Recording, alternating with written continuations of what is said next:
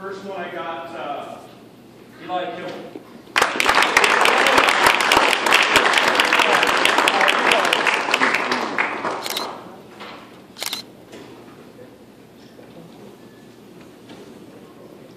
Vinny Salcido.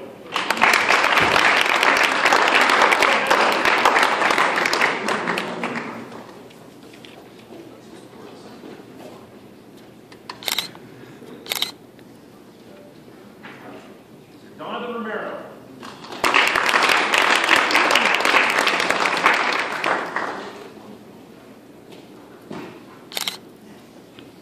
Ryan Rohel.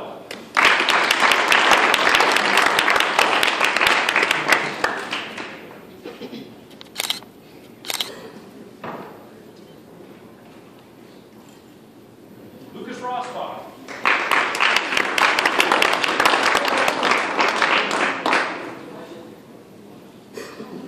Joshua Camacho.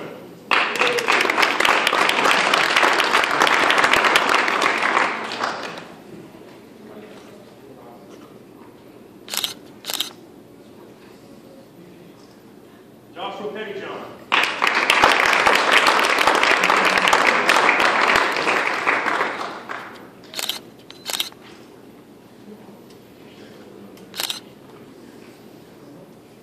There's a lot of us here. Logan Hope.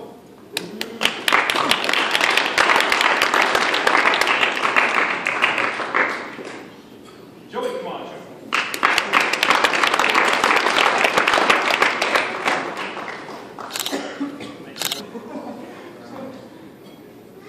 Joe Reed. Andrew Grenchkoff.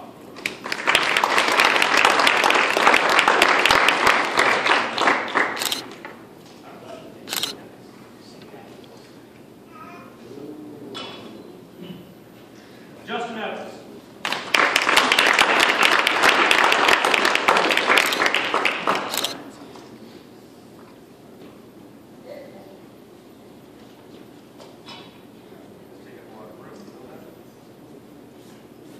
Kurt Blackman.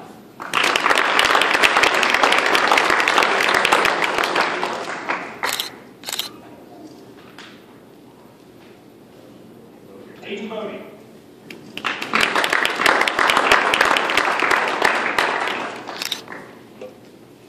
Ryan Ocampo. Woo! That's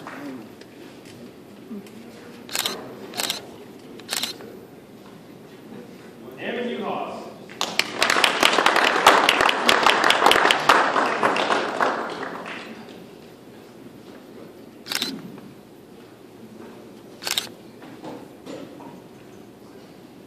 And Alexander Libbert.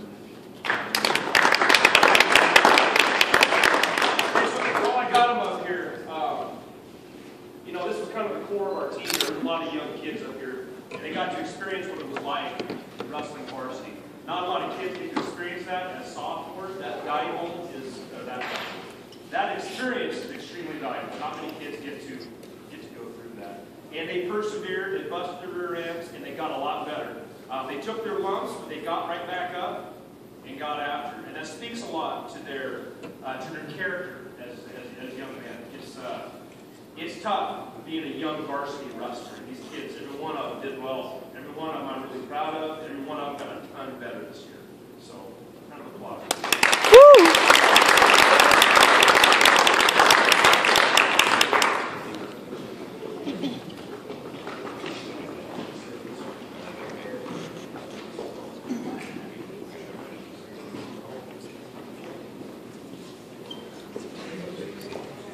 Wrestler this year, I don't think he's here tonight. Let's give a round of applause anyway. Let's know he can solve it.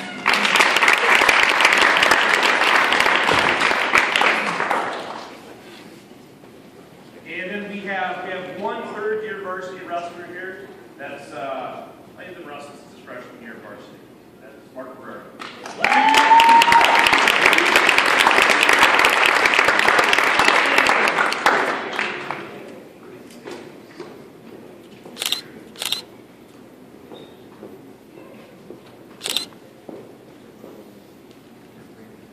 Okay, good job, Mark.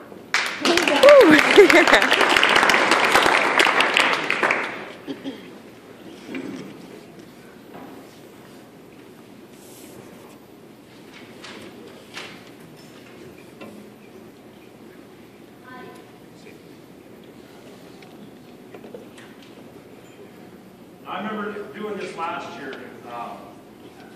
This part took forever. We had 16 of them. This part will go pretty quick tonight. We've only got two, and only one of them. The first kid I'm going to talk about is probably the greatest transfer I think a coach could ever hope for. I mean, apart from being a phenomenal wrestler and a 1A state champion in Oregon, all that aside, he's just a great human being. One of the nicest kids I've ever been around. You know, I think he's working tonight, unfortunately. I don't think his boss laid on. But he was also second team all conference, so he lost one match in conference. And he had an injury at the end of the season that kept him out of districts, unfortunately. There's no doubt in my mind he would have placed really deep in state this year. He's been in the top 4 just from what I've seen. Really great kid. That's Noe Gonzalez.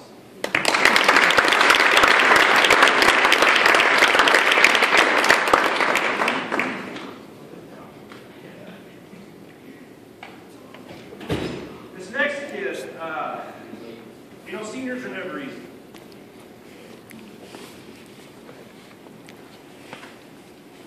This next kid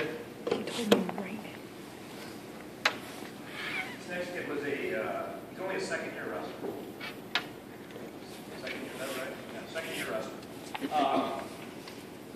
I don't think he ever missed off-season strength training in the spring. I don't think he missed a open mat session. I don't think he missed anything from last year on. And I remember him coming out last year, and I remember thinking to myself, wow, this kid's got a lot of work to do. And the more he came in practice, he just kept getting better and better and better. And he'll tell you this, he got the holy tar kicked out of him because he was wrestling with kids that were all pretty much state placers as a junior. And I really was going to be surprised when he came back. But the more I got to know him, the more I realized there's absolutely no quit. There's no quit in him.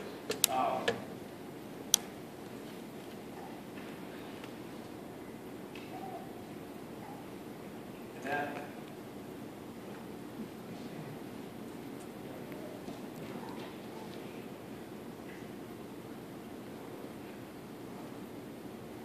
it speaks a lot to his character. My mom told me this would go away. I'd outgrow it. She lied. That's Fred Hernandez.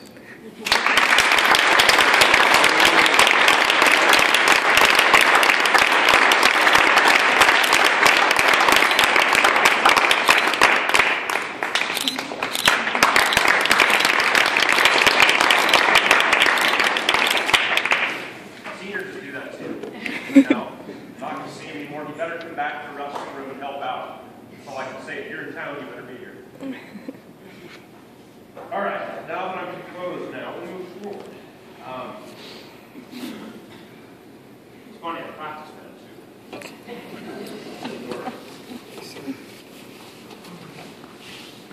Okay, so we have 2 awards, and sadly we don't have the plaques for them here right now. But we got 2 awards that we give out here. We give out most improved. We give out which most improved kid that's put in the effort and has just gotten a lot better, more than anybody else. And we have the Severson Award, which I think embodies the kid that he's a senior, that is very disciplined, he's dedicated, he's sacrificed a whole heck of a lot. That always goes out to a senior. And they're pretty special awards. And the thing that's, when I played football and I wrestled obviously, and I played basketball for just a very small amount of time when I was in middle school. And the thing about wrestling that I think is very special is that when you lose in wrestling, it's not like losing in other sports. It's not like losing in basketball. And don't get me wrong, that's a fine sport. But I'm a bit biased, so bear with me on this. When you lose in wrestling, it's a very personal sport. And it takes a very special kid, especially when they're young, to come out and get beat up on physically and get back up and do it again over and over and over and over. That's a very difficult thing to do. And unless a person has experienced it, gone through it themselves, they can't really speak to it. I don't think many people outside of this room really understand what our kids go through in the wrestling room. We're trying to change that. We're moving in a positive direction. I don't think many people understand. They don't have a clue. I tell this to kids all the time that, and I truly believe this, I'll back it up, that you guys have gone through the toughest sport, the toughest practice by far that WAHI has to offer. And this is coming from a football player, wrestler, ran track, and everything else. I don't think any sport challenges you mentally and physically as much as wrestling does. I think it makes wrestling very unique in that regard. So, anyways, so these two awards, these are ones that coaches vote on. Most improved this season, with a kid that we went from last year. I've known this kid since he was a sixth grader. He went from winning one match as a freshman last year. One match. Got pinned a lot, and an awful lot as a freshman. Let me do embarrassing a little bit. But I want to make this point here.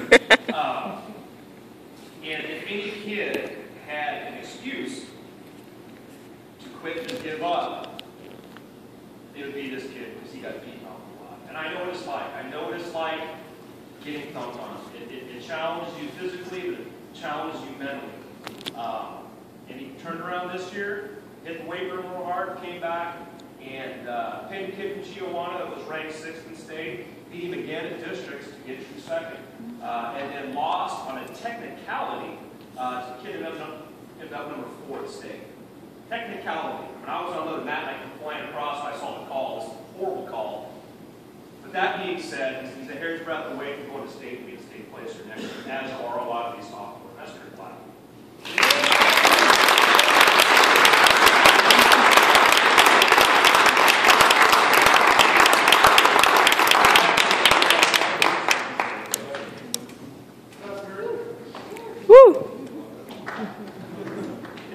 In this next kid is a kid that I've already talked about. Receiver supporters. Goes out to that one kid that just comes every day, comes to work every single day, puts in the time, puts in the effort, and in our mind is kind of embodies what we are as well Blue Devils. Kind of keeps those he's kind of the character of our program. This kid, I didn't get around to saying this last time. I didn't compose myself. This kid had to fill a kind of a hole in our lineup this year at 145 while weighing 136 pounds, which is not a real easy task to fill. He sucked it up, got it done, didn't say much. And the things that don't get put into paper are things like bumped up a weight class, didn't get pinned, saved his team 3 team points by not getting pinned and giving up when it was easy to give up. Those kind of things don't get put in the paper. And because of this young man, me and Union Bulletin actually have a better relationship now. Because some pictures were put in the paper, and we sorted some things out. So I think they're on our side now. Nothing, so we got to come to a better place to understand. But those are the kind of the little battles as coaches that we see kids go through that don't get recognized. Because people tend to recognize when you get your hand raised, and that's it. But there's lots of little things that happen along the way